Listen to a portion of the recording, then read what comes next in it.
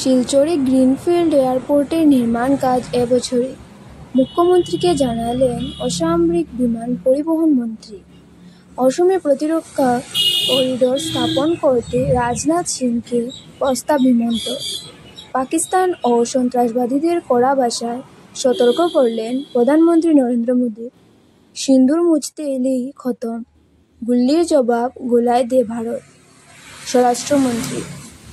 ভারতের ঐক্য ভাঙ্গাই টার্গেট ইসলামাবাদের।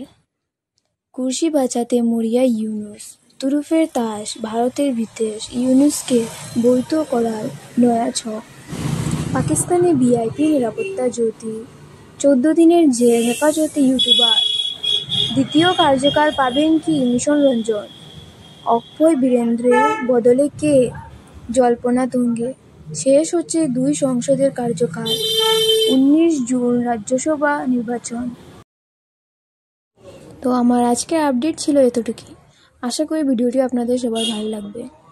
ভিডিওটি ভালো লাগলে ভিডিওটিতে একটি লাইক দিয়ে চ্যানেলটিকে সাবস্ক্রাইব করে পাশে দেওয়া বেল নোটিফিকেশন অন করে রাখবেন, যাতে আমার দেওয়া প্রতিদিনের আপডেট আপনারা পেতে পারেন। আর অবশ্যই ভিডিওটি বেশি বেশি করে শেয়ার করবেন।